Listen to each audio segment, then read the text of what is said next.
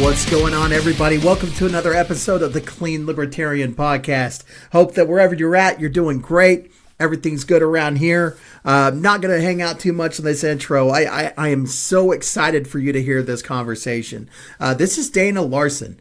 Dana is a drug activist, author, all around just a phenomenal person. And he's been involved in this game for a very long time. He's based out of Vancouver, Canada.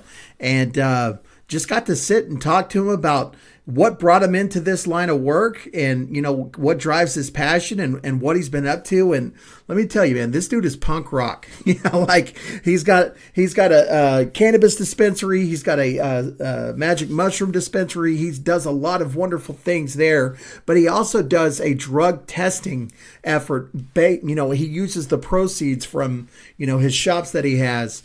And the guy is just, I don't know, he's just really cool. And so I hope that you guys enjoy this episode. And yeah, here's Dana. All right, Dana, thank you so much for coming on and making this happen. I've really been looking forward to this conversation.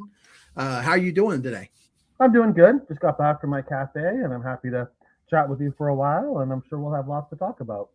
Yeah, man. So for the audience that may not know about your work, why don't you just give it kind of a brief little rundown or an introduction of sorts?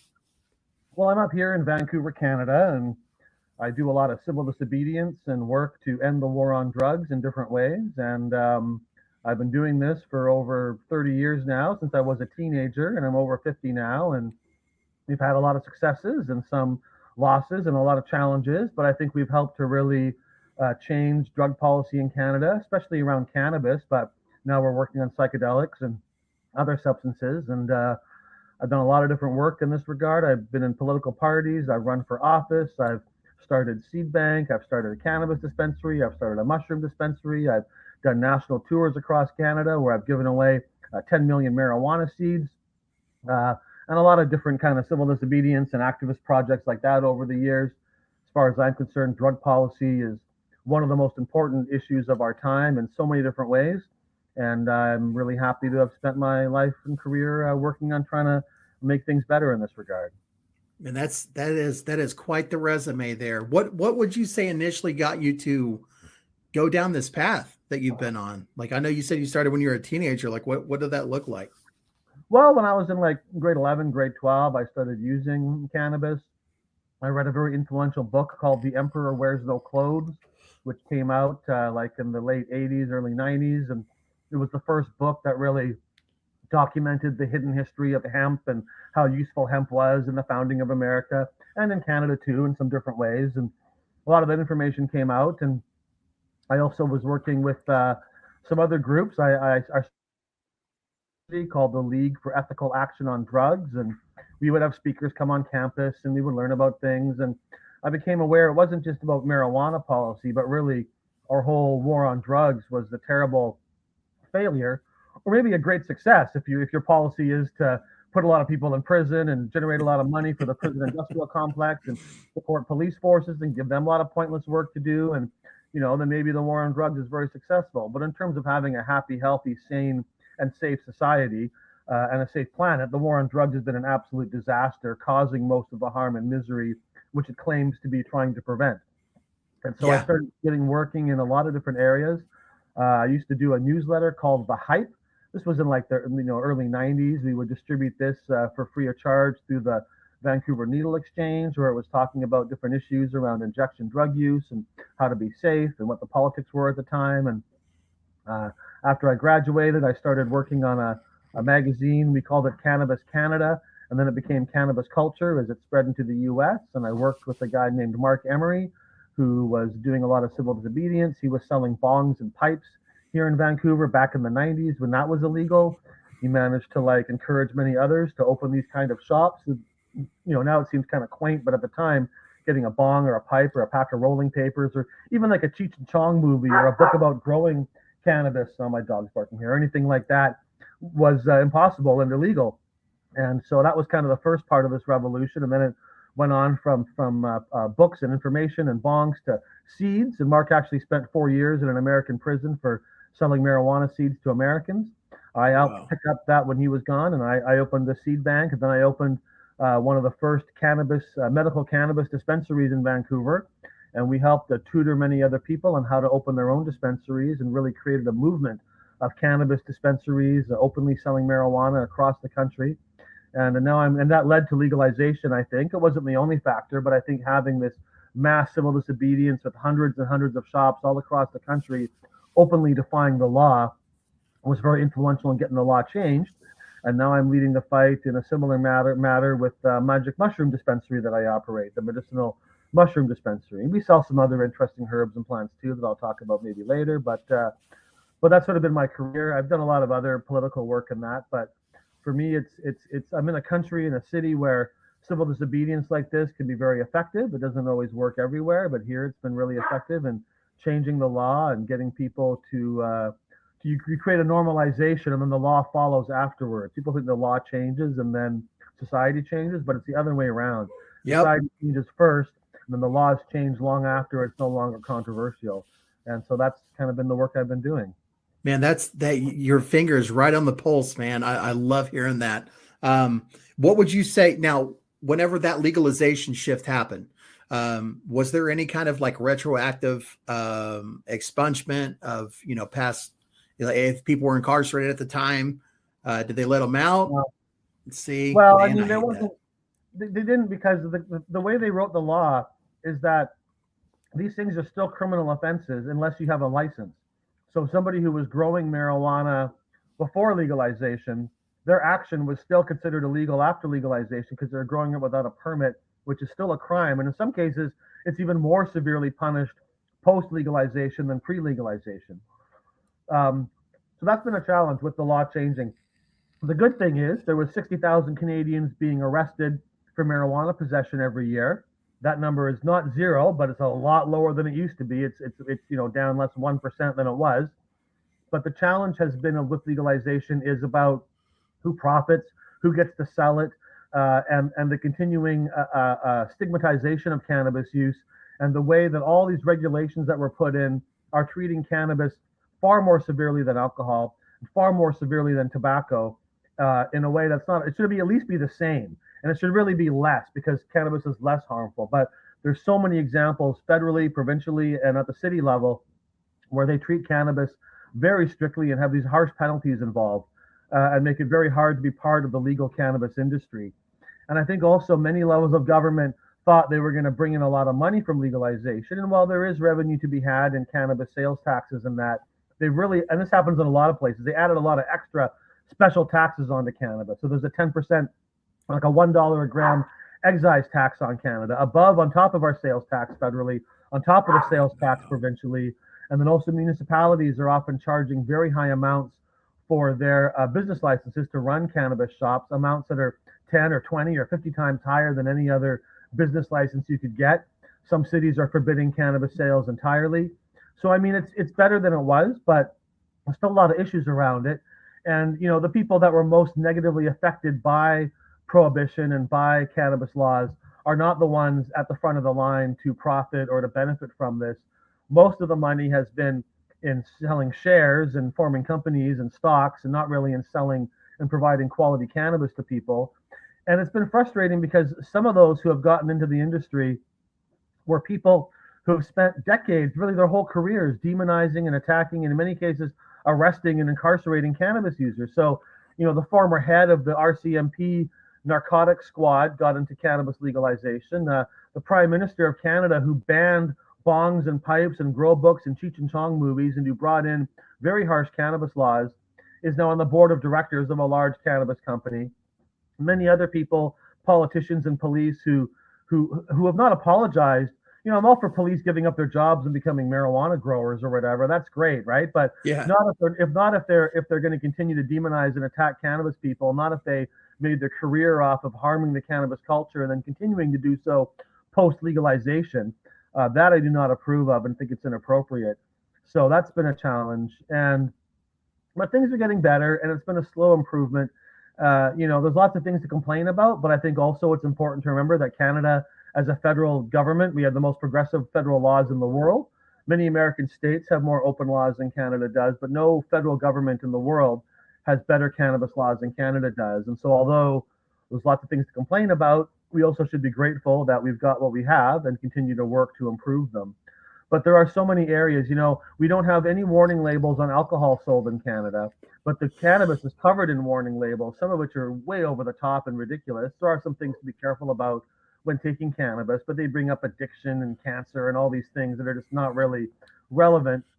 Whereas alcohol, even the most potent alcohol, is sold with no warning labels at all. So if you're going to put a warning label on cannabis, you should have one on alcohol. It's just an example of how they're treated very differently. And I'm not against alcohol or anything like that. It should be legal and allowed. But just seeing alcohol continue to be promoted, of all of our politicians in Canada, they will all pose with alcohol and with a beer or with wine. They all speak proudly of their local beer industry and wine industry. Even politicians that I know that don't really drink will still pose with alcohol and promote alcohol consumption. Yet not one political person across the country post legalization has come out and said, hey, I like smoking marijuana once in a while, or I enjoy a cannabis cookie once in a while, or every day, or whatever. Not one of them has admitted to being a cannabis user, including many folks who I've smoked marijuana with, who I know are users.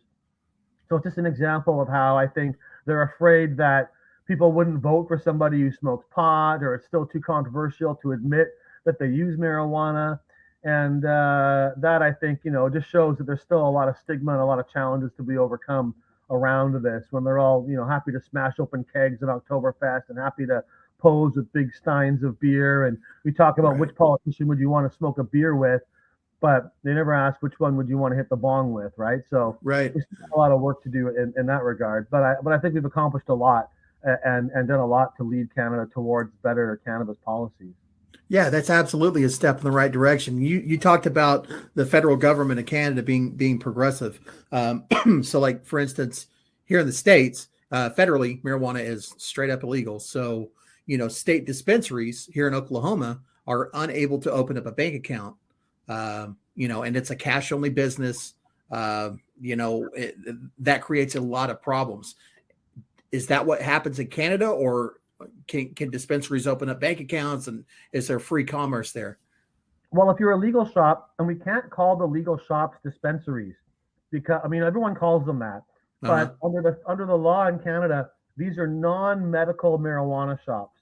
And if you want medical marijuana, which is really how the whole thing started, the legalization movement really didn't get started, but really took a big step forward with the concept of medical marijuana. And it was medical marijuana dispensaries that broke through. But these new shops, they're specifically non-medical. So if you go in there and say, well, is there a strain that will help me sleep better? Or is there, I've got this ailment, what can help me with that? They're not supposed to tell you anything. They're not supposed to answer your questions. If you want medical marijuana in Canada, you're supposed to go to a doctor, get a prescription, and then order it by mail order from one of these companies. But the price is exactly the same, except you're also paying shipping and you got to wait a while for it to arrive.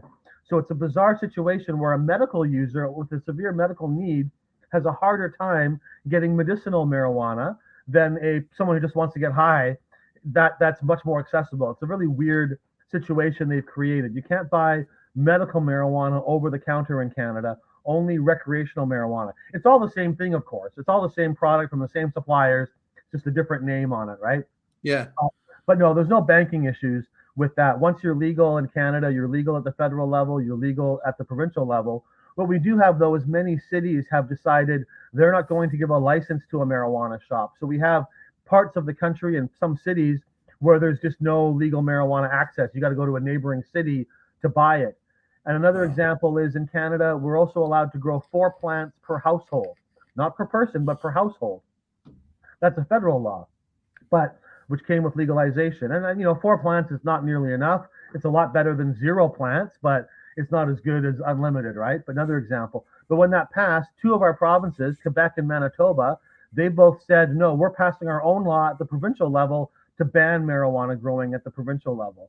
And we're not even sure if they're allowed to do that. So there's a court case going on right now to determine whether that is within provincial jurisdiction to sort of criminalize something that's allowed federally. In my province of British Columbia, which is supposed to be a very marijuana-friendly province, but they passed a law saying you can grow your 4 plants per household, but if anybody can see one of your plants from a public space, so if your plant is on a balcony or in the window or in a yard where there's no fence or anything, you can be arrested and go to prison for 3 months and get a $3,000 fine. And if it happens a second time, you're eligible for a 6-month jail sentence and a $6,000 fine. So cannabis is legal, but it's so damaging to people to see it in public that you can be imprisoned and fined if someone sees your legal plant, which is absurd, obviously. I can Yeah. display all my beer bottles in my front yard if I want to. That's not a crime, nor should it be. And so there's a lot of weird stigmatization and penalties around cannabis still at the city and state level, at the province level. It'll take another 10 years of these things to slowly get improved. That'll be a slow process. At least we're confident that things aren't going to get worse with the marijuana laws and that we're only going to see them improve now. I think it'll be easier to get from 4 plants to 40 plants than it was to get from 0 plants to 4 plants, but it's still going to be a long process. And I think the politicians who did this, they're not interested in revisiting it. They put a lot of work and a lot of political capital into changing the laws. It was a big hassle. They had to get all the different stakeholders and groups in. They had to bribe the police with a $300 million bonus to deal with all the extra problems that are going to come from legalization. After legalization, all the police said, everything's fine. There's no problems. We're not making any more work. But they had to buy them out with a $300 million gift from the federal government. So they don't want to reopen this again. It'll be several years. It'll be like, cities slowly allowing more places and making their bylaws easier. Some of the provinces in British Columbia, they're looking at allowing consumption sites for marijuana. Not smoking, because you still can't smoke or vaporize cannabis indoors, but they're going to maybe they'll allow a place where you can go and eat a marijuana brownie indoors. Possibly they're going to allow this now. It's been forbidden so far. So this kind of small incremental change, I think, will continue over the next 10, 20 years. But I don't think we're going to see a big re-examination of the marijuana laws for at least 10 years. There's no political desire to tweak the laws. And most people are happy with it. People like me want to see more changes, but most cannabis users are happy to go to a legal shop and buy their weed there. And if it's taxed a little heavily, they don't really care so much, especially if they're not a heavy user. Now, with the shops having to charge more because of all these fees and taxes and whatnot, have you seen the black market kind of ebb and flow as in response to some of these taxes and whatnot that come down the line? Like if you see legal weed go up, is there a noticeable increase in black market sales? Or I don't know how you would know that across the entire country of Canada. No, but you're absolutely right. And I'm actually, when I opened my dispensaries, it was a long time before legalization. And post legalization, I'm still running an unlicensed medical marijuana dispensary. There's still a few of us diehards left who are fighting the bureaucracy. We're supposedly transitioning into the legal system, but it's a transition I don't really want to make. Or at least I don't mind making it if the legal system was working. But I feel that the black market is still providing a counterbalance. In California, I was reading a few months ago, they were lowering the taxes in the city of Los Angeles and at the state level because they want to take it away from the black market. So the legal market should actually be thanking the black market because they're helping improve the legal market. And the same thing in Canada with tobacco, by the way. We tax our tobacco very heavily. And as a result, there's a thriving black market in tobacco.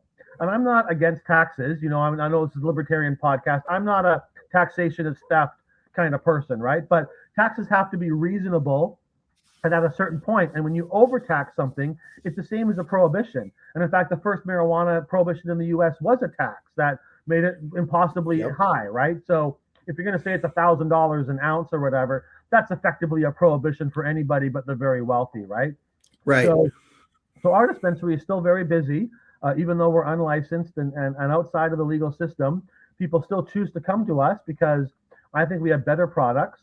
We have fresher products. One of the challenges with legal marijuana in Canada is that you might be a grower. That grower produces marijuana. They ship it to an intermediary. That intermediary sends it to the provincial government. That provincial government sends it to a storefront.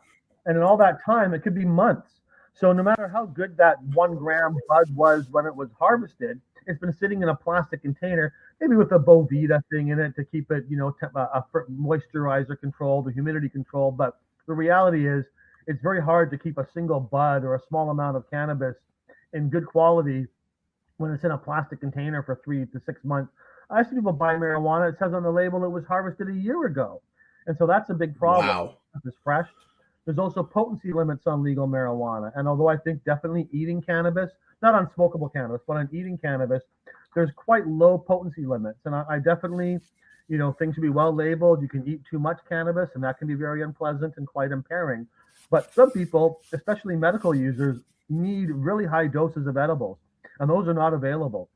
So if you need a really strong amount, you're going to have to buy a large quantity of cannabis products and then eat quite a bit. That's going to cost you a lot of money. But through the black market, where edibles are much stronger, or through our dispensary, you're able to access these kind of products that just aren't really available yet through legalization.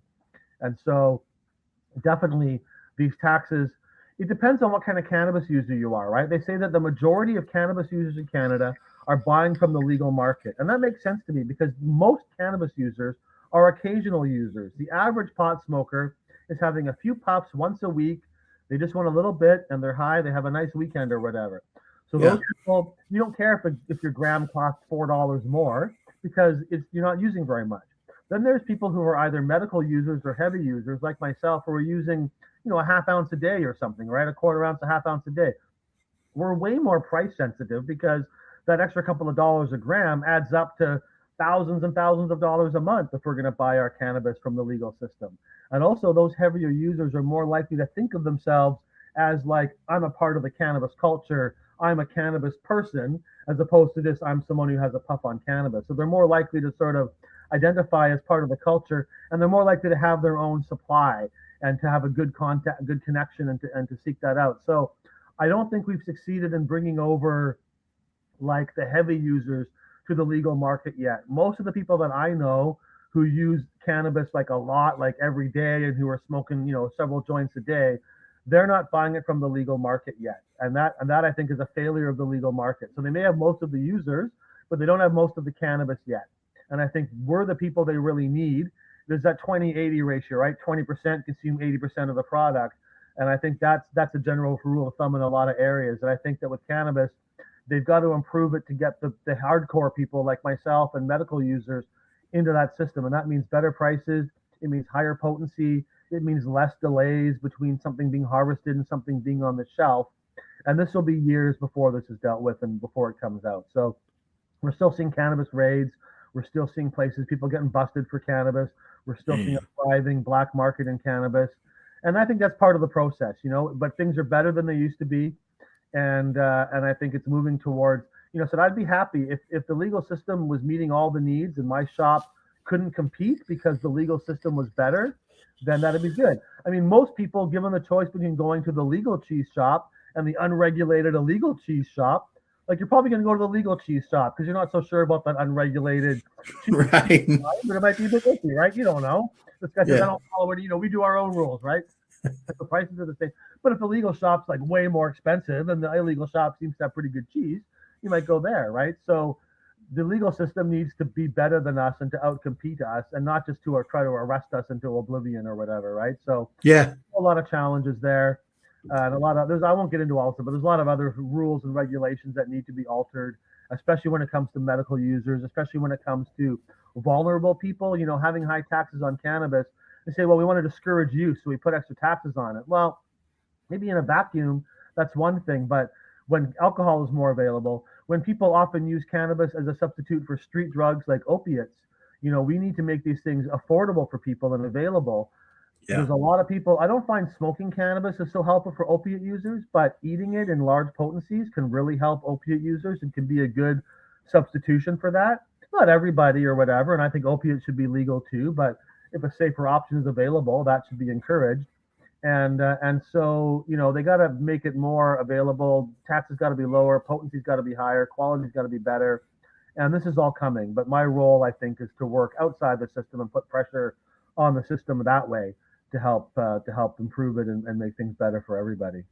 Man, hammer down. I'm pumped. I'm glad that we crossed paths and I can kind of like see some of this effort that you're doing, the progress that you've made. I am admittedly, as true to American form, completely in the dark on how other countries operate. And so when it came to kind of the cannabis market in Canada, I was largely in not in the know. So this has been an illuminating for me. Now, when it comes to you mentioned, psilocybin mushrooms, like what's going on there? How's that process coming along? So what we have in Canada, and especially in Vancouver, is kind of similar to how things went in Holland when it came to coffee shops there, right? Where the Uh-huh. federal law was always, they still was illegal to sell and import cannabis, but cities like Amsterdam and other cities decided they wanted to control the trade, so they were offering business licenses and allowing coffee shops to set up, even though they're against federal law. There was a sort of gray area where the cities would license and allow it. That's what happened with Canada pre-legalization with cannabis dispensaries, where Vancouver and other cities even started giving out business licenses after a while to cannabis shops that were breaking federal law, but the city wanted to try to regain control over them.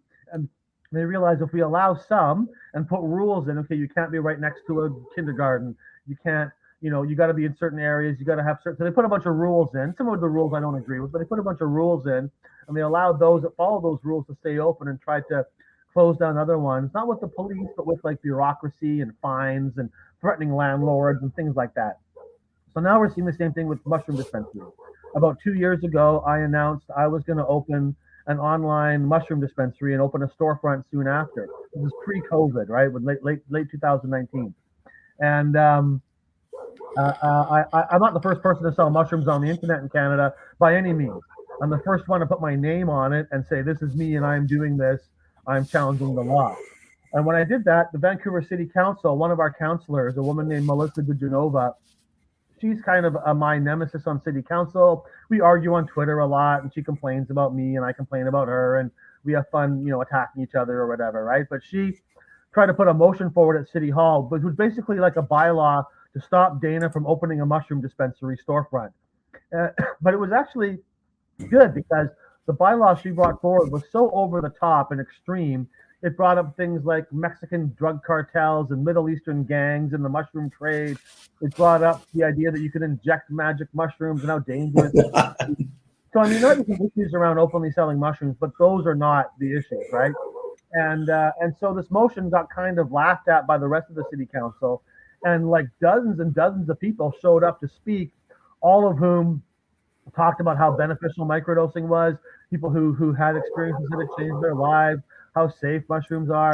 And so city council really got a big handful on this, and they decided not to pass anything, not to do anything, which I took as like an approval. They decided they know I'm going to do this, so they decided not to stop me.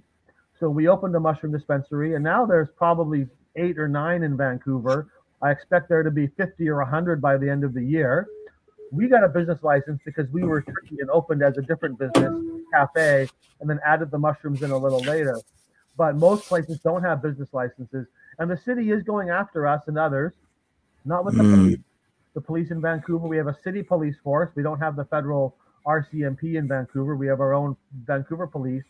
They've said they don't want to raid places because they know it costs them about $30,000 to do a raid. We reopen the next day, and it doesn't. The courts are not willing to punish us, so we don't end up going to jail. We get a fine or something, so it's not really worth it. So instead, the city uses a bureaucracy, and they threaten your landlord, and they fine you, and they do things that don't provoke, rallies and protests and stuff, and is more bureaucratic, kind of grinding you down the bureaucratic wheels, right? Uh-huh. But it's so we're pushing this forward. I think we're going to see the same thing happening across Canada with mushrooms as we did with marijuana. That there's going to be hundreds and hundreds of these shops opening up all across the country over the next few years, which I think will normalize it, and then the legalization happens after that when it's already kind of normal.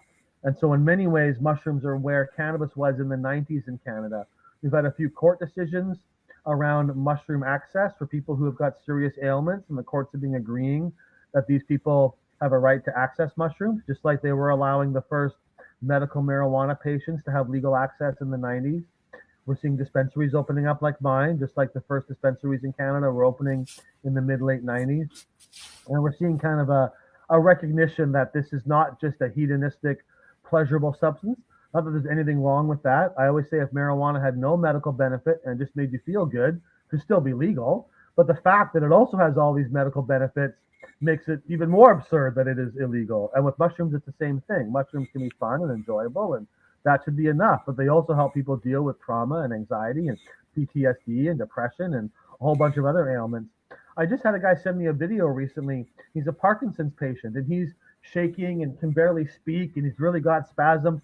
He takes a handful of psilocybe mushrooms and just puts them in his mouth and takes a bite out of them. And within 30 seconds, his tremors have almost stopped. He's able to speak clearly.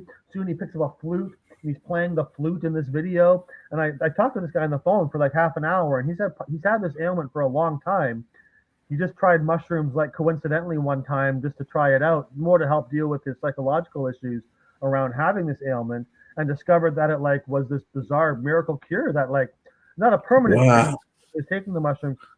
And there's a lot of evidence that psilocybin, along with mushrooms like lion's mane and turkey tail and a few other ones, they have real good benefits on the mycelium sheathing around our nerves.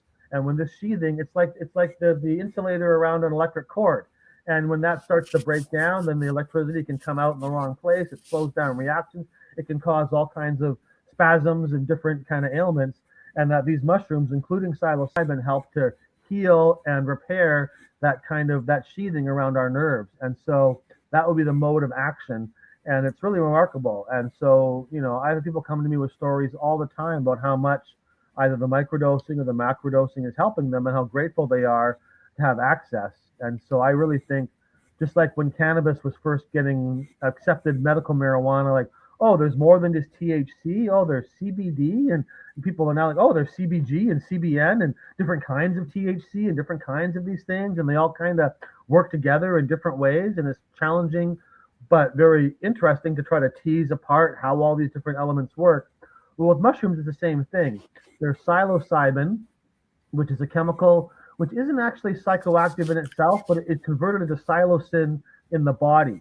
And psilocin is also present in mushrooms as well, but psilocin is a more fragile molecule. So when you dry the mushrooms or heat them up, the psilocin is usually destroyed, but the psilocybin stays in whole. And then when you eat the mushroom, the psilocybin is converted to psilocin in your body. But there's a whole bunch of other alkaloids that are similar and different, slightly different, just like it's THC and CBD are similar but different. And so I think that we're discovering there's all these different strains of mushrooms that we carry that seem to have very different effects. Just like cannabis, they're all mushrooms, just like cannabis, sativa, and indica. It's all marijuana. It's all similar, but there's definitely a difference also between different strains and how they affect you. And we're discovering that the different strains of mushrooms also have different effects. And I hope that over the coming years, we'll do more research into this to understand what precise alkaloids are having these different effects and what combinations they work best in. That'll be coming, I think. And as legalization approaches, it gets easier to do research, and Hmm. and also people are more willing to spend money because they think they're going to be able to profit off of this as well, right? The challenge with the way our pharmaceutical system works is that it's expensive to bring new products to the market. And since cannabis and mushrooms are not patentable and not owned by anybody, there's not a lot of interest in a pharmaceutical company investing a lot of money in in analyzing these things when they're really just things that are going to compete with their patented molecules, right? So, we're seeing now a trend towards trying to create synthetic cannabinoids and synthetic psilocybin molecules that people can patent and control. And while I'm not against synthetics and they should be researched and studied, I don't want expensive synthetic products to replace extremely cheap and effective natural medicines and plants, which really should be allowed. And for most people, provide a preferable experience. Most people prefer smoking a joint to taking pure THC, and most people I know prefer taking a mushroom to ingesting like pure psilocin. We have the synthetics available at our shop. Some use them, most prefer natural mushrooms. And I think that's like a logical choice because you get a broad range of molecules and it creates a more rounded experience for people. That is, I was having a conversation with someone earlier today, and the amount of unrealized medical applications for a lot of these substances that have been banned or kept in the black market is it's an atrocity, is what it is. And it's like you said, though, with that needle moving a little bit more, legalization becoming a thing. I am excited to see, what happens with the psilocybin and what you guys are able to accomplish. Now, what about other substances like MDMA, amphetamines, opiates? Is there Well, anything happening in the market out there for that, or? there is, yeah, yeah. So MDMA, we don't offer that at our place. MDMA is not really good for microdosing with, unlike mushrooms. It's not really a psychedelic. It's a different molecular family, right? Uh-huh. MDMA is an amphetamine. The MA in MDMA stands for methamphetamine, but it's a different molecule, but it's in the methamphetamine family or the amphetamine family. So it doesn't work well for microdosing. But definitely MDMA has a lot of therapeutic benefits in macro dosages. And we don't offer that at our place yet. I'm trying to work on getting a supply. It's just been a challenge bringing it in. These things are all on the same schedule in Canada. So we do sell LSD at our place. We sell LSD in liquid form. It's intended for microdosing, but you can, drink half the bottle if you want to get a macro dose. Nothing wrong with that. And it still allows you, in liquid form, you can, like when you get a tab of acid, it's kind of hard to like, well, I want to take 80% or how much is actually in this tab. They can Right. vary in potency. LSD is quite safe, but you want to know how much you're taking and be aware of what Yeah. you're getting, right? So in a liquid form, you can decide very precisely how much you want, which is good for microdosing, but also for larger dosages too. When it comes to opiates like heroin and even meth as well, um, I don't provide those, but there's a group in Vancouver called DULF, which stands for the Drug User Liberation Front. I And for the remember last seeing year, that. Yeah. they've been doing public events where they give away heroin, cocaine, and methamphetamine to people. And we used to do this, and we still do this, but we used to do this a lot in the early days at our marijuana rallies. We'd throw joints out to the crowd. We'd have raffles and give away marijuana that way, trying to find ways to, get this out to people in a way that bypasses the police. And these laws are about limiting our access to these substances, so making it available is important. Now these guys don't just throw out heroin boxes to a crowd of people. They make sure that those they're giving it to are people that have a need, that are already users, and so on, but they do it very publicly. They do it in front of the police station. I think the last time or one or two protests ago, one of our city councilors came down and helped give out drugs to people just to make a point that she believed this was important and helped in the protest. That I think is very important. There's a lot of talk among myself and this group about trying to open some kind of a heroin buyers club or a compassion club in some way to make it available. There's logistical challenges around that we're working on. And I'm hoping that happens sometime this year, whether I'm directly involved or whether Dulf does it or we work together somehow or something. But that I think is important. When it comes to cocaine, actually part of what I do, my mushroom dispensary shop, it's actually there's two businesses in one location. It's half mushroom dispensary and half of it's called the Coca Leaf Cafe. And so we don't provide cocaine, but we provide coca leaf in its whole form and for tea, and that's how it's been consumed across South Yeah. America for thousands of years. They've been chewing it, drinking it as a tea, and I think cocaine should be legalized. I also think that if coca tea and coca leaf and coca products were more widely available, then snorting cocaine would be about as popular as snorting caffeine is now. You can buy bulk caffeine. If you Google it, there's Reddit forums, people talking about snorting caffeine. It definitely happens, but it's like less than 1% of caffeine users are snorting caffeine. Caffeine is very prevalent. Pretty much everyone drinks it in a drink. If you want a lot of caffeine, you just drink a Monster Energy drink or you have espresso. If you really want a lot of caffeine, you might take a caffeine pill, but that's pretty rare. People do snort it, but not very often. And I think, but if we banned coffee and coffee was no longer available, you can be sure that within a few years, a lot of folks might quit drinking coffee, but it would just take 1% of coffee drinkers to like go to snorting coffee or going to a stronger form. That will be millions of people around the planet, right? Because Yeah. coffee is so prevalent. And I think if we allowed coca tea and coca drinks and maybe like things that aren't as pure as cocaine but are stronger than a coca tea, like a bit like a Monster Energy drink for coca or whatever, right? That people would tend towards those milder products. And so we offer coca tea. I like to chew coca leaf. I chew it almost every day. I drink coca tea every day, and I spent quite a while down in Bolivia, Peru, Colombia, Ecuador, meeting coca activists, meeting coca growers and farmers, going to people there, politicians and that, and trying to find access. It's not legal to bring coca leaf into Canada, but it's a challenge, but you can do it. It's a, especially in the powder form, it's a green powder, so you can label it different ways, and we bring it across. But it is a challenge, and we do lose parcels, and we do get warnings from customs and things like that. It's not easy, but we are the only place in the northern hemisphere where you can walk in and have a cup of coca tea, where you can buy coca leaf to chew. We have live coca plants that we sell, and I've got a place where I'm growing live coca plants. And my hope is that one day I'll have enough coca to be able to produce homegrown coca leaf for sale and grow it domestically. At least some of our supply to grow it domestically. I love bringing it in from South America. I love being able to pay those growers a good price for their product.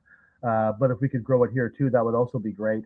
Um, but yeah, that's a unique thing that we do. So our shop is really, there's other mushroom dispensaries out there, but there's nowhere else where you can walk in and get mushrooms and LSD and coca tea and coca leaf and coca plants. We also sell peyote plants in San Pedro, and peyote is actually totally legal in Canada. It's never been Wow. prohibited in Canada. Making mescaline out of it is against the law, but the peyote itself is legal. So we get peyote that's grown in Canada, and we sell it to people and make powdered peyote and San Pedro and Peruvian torch. Those are other cacti that also contain mescaline. We also sell a herb called kratom, which you may or may not be aware of. Your listeners may not have heard of it, but it's really very important, especially in this time of this massive overdose death crisis we're going through. Kratom is a leaf from a tree that grows in Southeast Asia, in areas like Vietnam and Bali and Burma and stuff like Indonesia, stuff like that. And this leaf has opiate-like properties, and it's a good substitute for many people who are using heroin or fentanyl or street drugs. You consume it in a tea, or you can just eat it, mix it up with applesauce. It has a very bitter, unpleasant taste, but you can mix it up with applesauce or put it with orange juice and drink it. It does have some risks, but if you take too much of it, you don't like stop breathing and go into an overdose like you do with heroin or fentanyl. You feel nauseous and you throw up, more like an alcohol overdose where you feel sick, but it doesn't kill people. And it's much easier to judge your dose properly when you're dealing with a tea than when you're dealing with some tiny amount of fentanyl or heroin that you're trying to inject or smoke. So I think it's a wonderful alternative. It's also in a gray area in Canada. It's not a controlled drug, but you're not really supposed to sell it for human consumption. But whatever, we sell it to people and make it available. I don't care.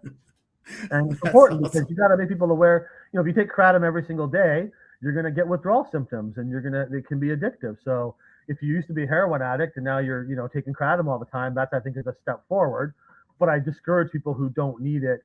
It can be euphoric and can feel good, but if you don't need to do it every day, don't do it every day, because it's probably good for my business. You'll come back more often, but I don't want to create people who are dependent who don't need to be dependent. So you got to be careful about it. But kratom, I think, is one small part of the solution to the overdose death crisis, a safe supply, not only of heroin and other drugs, but of like safer alternatives like kratom.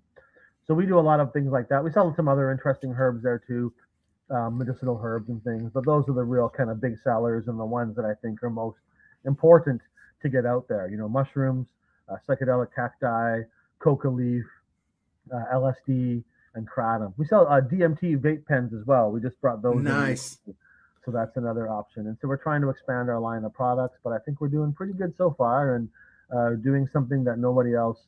There's other mushroom dispensaries in Vancouver, like I said. I don't think any of them are selling LSD. I know none of them are selling coca leaf or kratom. I think we are unique in the range of products and the approach we're taking to our business.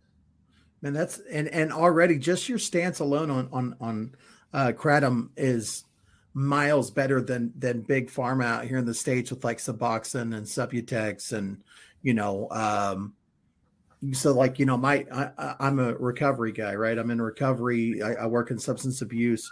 um I help people, and the amount of people that I've heard of who will get on Suboxone, something like that, become incredibly addicted to it and not be able to get off of the thing that they were using to get off the heroin. There's a lot of people who will get back on the heroin to get off the Suboxone.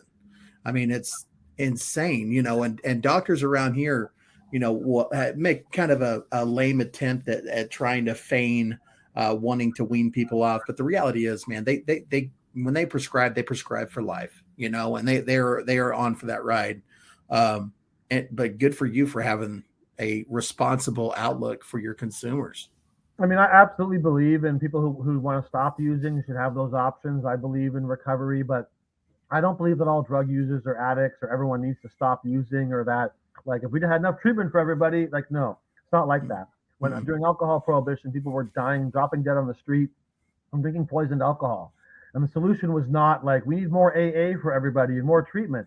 Right. No, that should be there. It should be available. It's part of the equation. But the solution to that was having a safe and legal alcohol supply. Mm-hmm. And the reality is that our drug laws make it very difficult to use drugs responsibly. When you're drinking opium tea, there's issues around opium tea, but it's much easier to titrate your dose. It's much easier to use in small amounts and not to use every day it's very hard to take fentanyl responsibly because you're dealing with such a potent substance. It's very hard to judge your dose. You don't know what you're getting. And so it's very difficult to titrate it, to use it properly, to go. And the more potent something gets and the more concentrated it is, the harder it is to use it that way. If the only liquor offer available was like Everclear, or I don't know if you call it Everclear there, but like the really strong, 70% proof. If that was the only kind of alcohol available, we would have more alcohol problems. The fact that we have beer and wine and milder options available is good. Not We don't want to ban things. You can buy that stuff if you want, but very few alcohol users just choose to drink the strongest possible 100% proof alcohol because they don't really like that, right? And so I think if we had legal options, the more opium tea and opium smoking and maybe morphine was available for people, the less demand there would be for heroin and fentanyl and whatnot. And in British Columbia, you can see this happening in real time because about 20 years ago, in the early 2000s, there was a big crackdown on what they call it the Dota tea.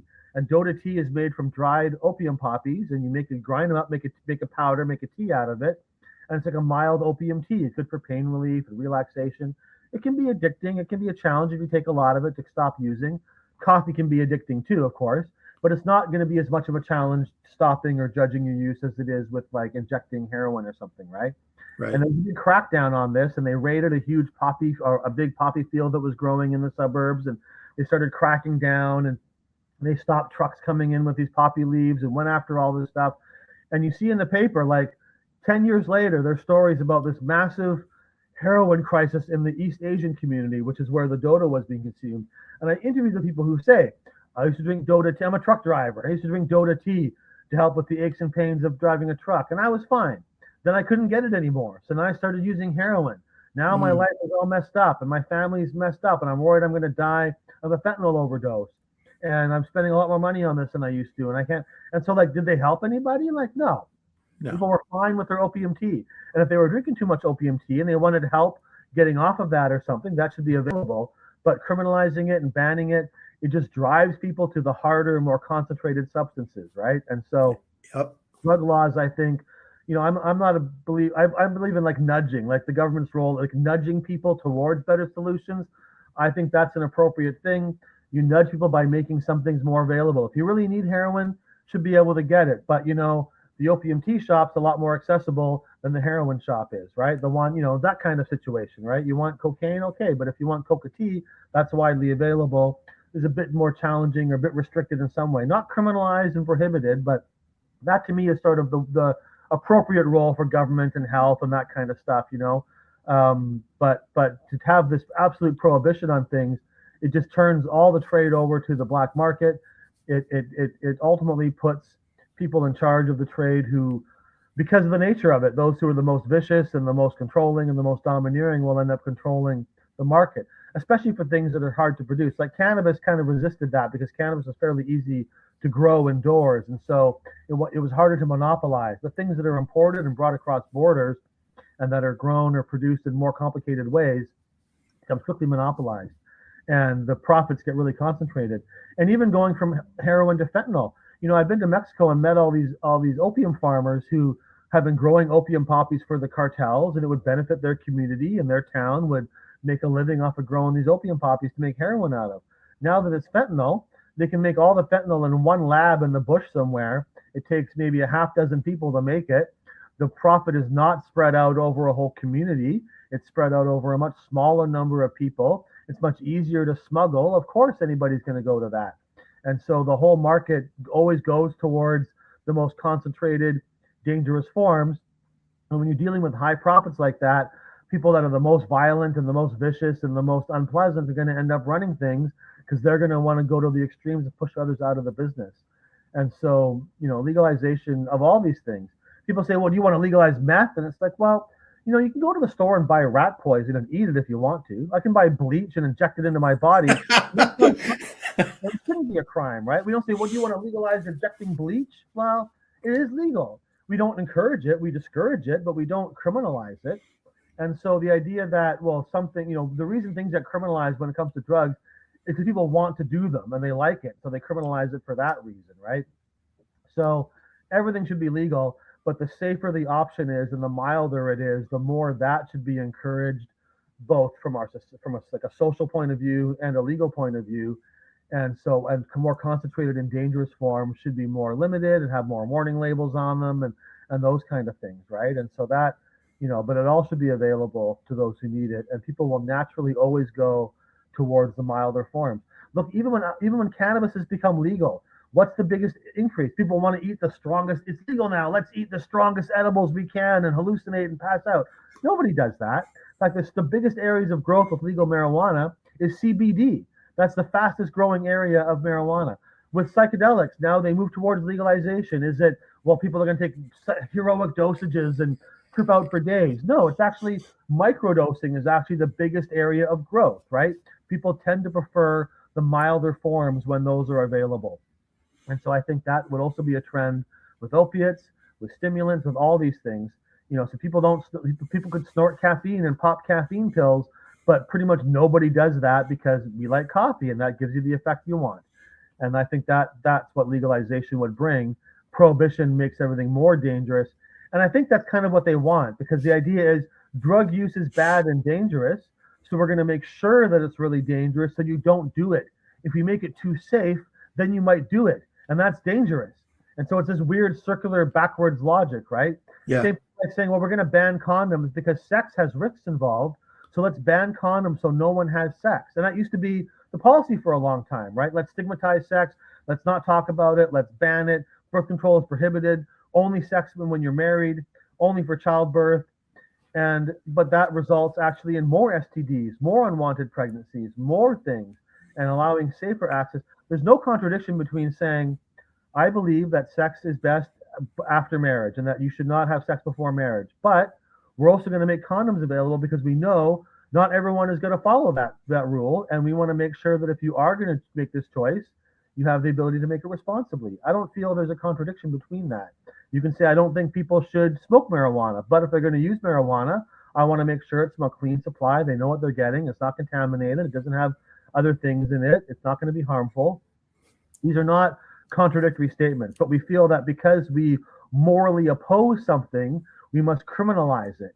And those are two different things. And criminalization, it should not be the way we deal with moralistic issues. And of course, as a libertarian, you obviously know all this kind of stuff, but that is the philosophy that I think needs to direct our drug policies. And the war on drugs is a very real war involving armies and governments and soldiers, massive death, instability from Afghanistan to Colombia to many other countries in the world. Their governments are, deeply corrupted, including our own. It's the number one corrupting of police forces and armies around the world. Mm-hmm. It's in every. I wouldn't say that ending the drug war is going to create a paradise, but it's a real linchpin on so many policies in so many areas.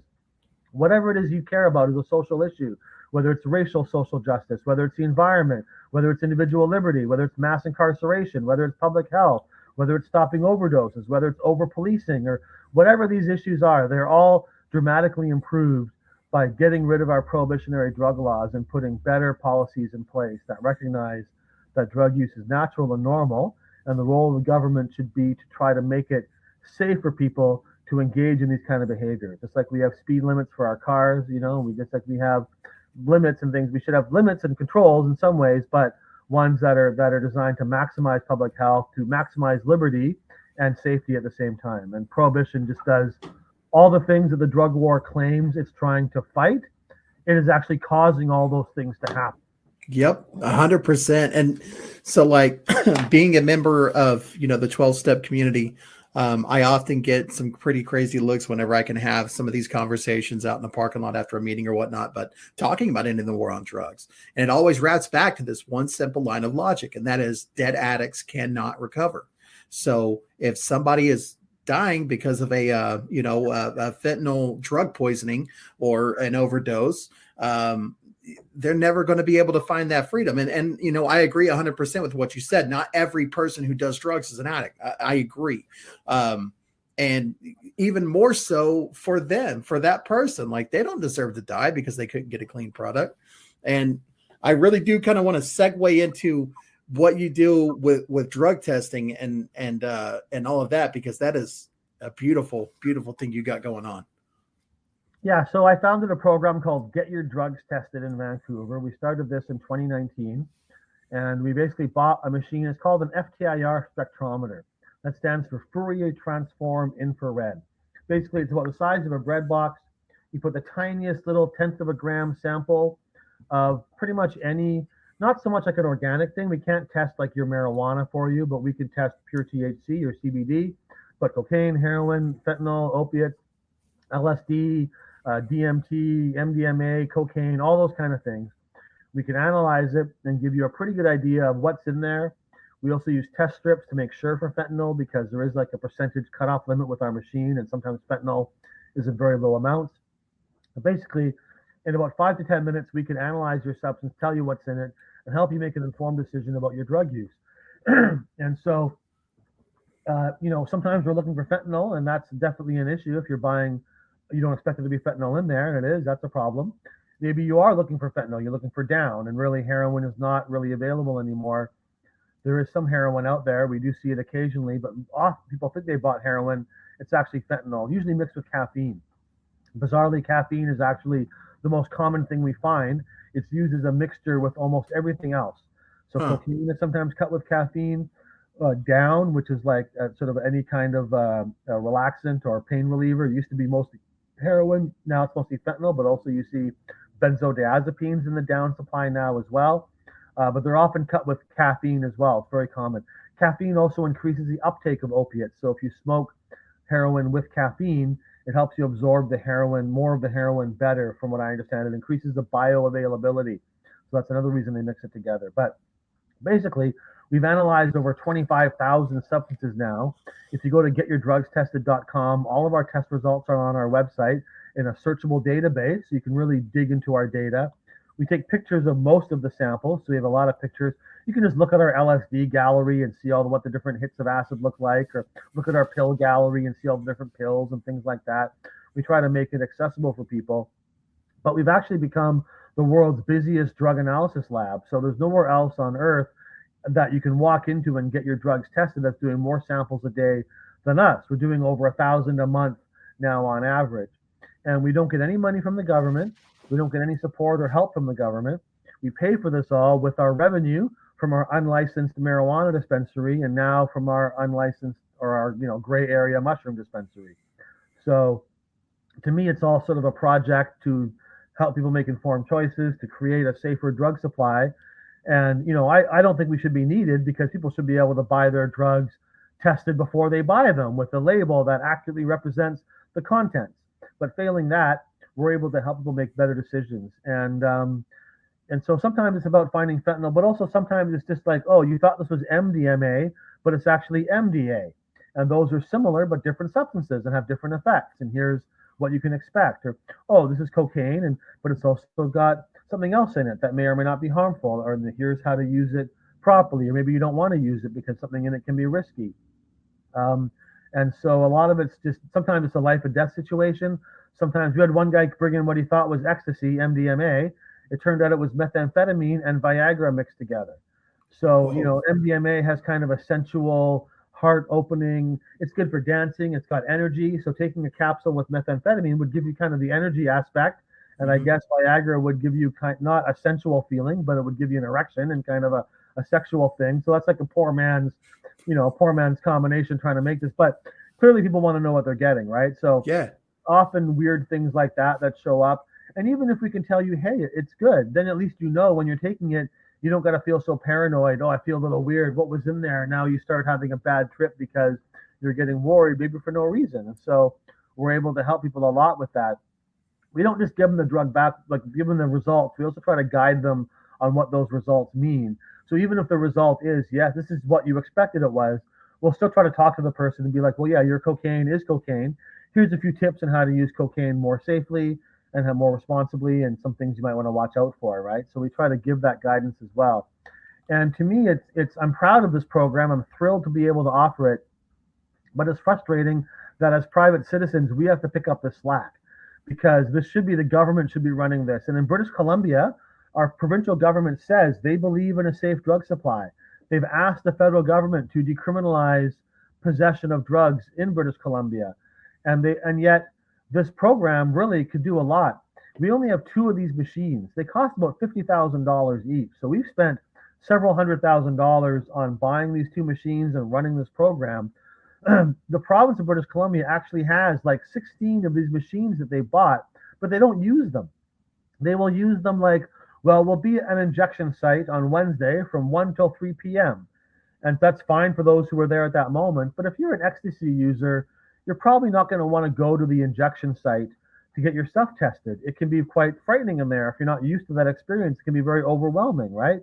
It's a Yeah. safe place to be, but there's a lot of people there and desperate circumstances and crazy shit going on, and it's in a difficult part of town, and a lot of folks do not feel comfortable going there. We're right on the edge of what's called the downtown east side in Vancouver, which is like the poorest postal code in Canada, with a lot of street people and a lot of homelessness and a lot of street drug use. We're right on the edge of that community. So we serve those people who need help, but we're also accessible to other people who want to come and get like psychedelics or other things tested. So I think we reach more people. But it's just that, the province has like 16 of these machines. They hardly ever use them. It's very frustrating to me. It's better than not using them at all. I don't think many American states have any kind of drug testing program. So a little is better than nothing. But so we've done 25,000 tests. We're very busy. And we will accept samples from internationally. We do accept samples by mail order as well. Our website, getyourdrugstested.com. I can't like encourage others to send me drugs, mostly because I don't want an American getting in trouble in their own country. Right. But you can just drop stuff in the mail with no return address or a fake return address. We only require like a tenth of a gram or like a tiniest little sample, so it's quite safe. And no matter where it comes from, when it arrives in our mailbox, we will send you the results back to whatever email address you gave us, usually the same day we receive the results. We usually do it the same day. And so, we do get the odd sample from overseas, but mostly they're from within Canada. And as a little trivia point, the mailbox that we receive them to, it's got my name on it. So it says Dana Larsen, and then it's the mailbox. And I think that I've received like thousands of people, 2 or 3 thousand people have sent me samples of drugs in the mail now, maybe even more. So I feel like I probably have received more drugs from more people in the mail than anybody else ever. I'm still waiting for the Guinness Book of World Records to call me up and give me a trophy or something for the record for the most people mailing me drugs. But I'm really proud of the service that we're able to offer it, and we've definitely stopped, hundreds, if not thousands, of overdoses. Also helped people just have better drug experiences. Maybe they weren't going to overdose, but they were going to have a real bad time, and we're able to prevent that. So I think it's very valuable and something I wish was everywhere on earth for drug users to have access to. But we're doing the best we can. And my heart goes out to you, and I'm so grateful that people like yourself exist and you're doing what you're doing. Thank you very much. For somebody, a lot of my audience, we're here in the States. How can we find you and how can we support you? How can we help out this effort? I'm personally at danalarsen.com. My name is, you can see it on the screen, DANALARSEN.com. All the projects are on there. I also write books and I do other things, and you'll find it all on my website. I wrote a funny book called Harry Pothead and the Marijuana Stone. I've also written like an illustrated history of cannabis in Canada, like a comic book kind of story of cannabis history in Canada. And I got a few other books I've written that are all at potheadbooks.com or getyourdrugstested.com. We do accept donations. If anybody wants to help out, feel free to send us some money. We would love to get that. But really, we pay 99% of this out of ourselves. The donations we get don't really, add up. They're very grateful for them, but they don't add up to a huge part of our budget. My mushroom dispensary is online at mushroomdispensary.com. I can't believe that no one else got that website before I did. My dispensary is at cannabisdispensary.ca. That one's Canada, so cannabisdispensary.ca. We don't ship overseas, but if people want to see all the stuff we've got, that's interesting, and we do ship mail order within Canada. And I think that's all my stuff pretty much, but if you go to danalarsen.com, all my things are on there. And, I write articles sometimes and do other things like that, but that's where all my main stuff is. And I invite people to come and check it out. Right on. Dana, you've been a phenomenal guest. Thank you so much for carving some time out of your schedule to hang out and talk about what you're doing. And thank you. Thank you for real, for everything you do. I had a lot of fun talking to you. And, if you want me back on again sometime, I'm happy to come back more. And yeah, it was a real pleasure. And keep up the good work down there. You got a real challenge ahead of you in Oklahoma, I know, but don't give up hope, because these things are going to break all around the world. Some places are going to take a little longer than others, but we'll get to you in Oklahoma too, and you'll have legal psychedelics and things in my lifetime. I sure hope so. Oh man, I'm all in for it. All right, Dana, you have a good night now. Hey, thank you very much. Take care. Take care. All right, what did I tell you guys, man? Just a wonderful, wonderful guest. I love the conversations that I have. I love the guests that I have on. I especially love it whenever I can just kind of fire off a question and then the guest is just all in. Dana just runs with it, man. And so I'll post all those links that he talked about in the show notes. Absolutely check them out. If you have the ability to donate a little bit, donate, because that's a worthy cause. It's not just benefiting people in Canada. It's benefiting people around the world. And, if you are one of those members in the audience and you're still using and you're curious about a substance, I know it may be a little daunting throwing a sample of your bag into the old mailbox, but, hey, better safe than sorry, right? So, Dana, thanks again, brother, for coming on, and thank all of you out there for tuning in and continuing to hang out with me, right? While I stumble through this thing called podcasting. And so that's about it. I'm going to wrap it up. I have a great song. I love Spotify, man. I love putting on a song, going to the radio station of said song and just hearing, different tracks that I normally probably wouldn't have heard. And this is one of those tracks. This is a band called Dag Nasty, and the song is called Values Here. And it's just a solid punk jam. I know you guys are going to love it. Thanks for tuning in. We'll see you next week. Big love.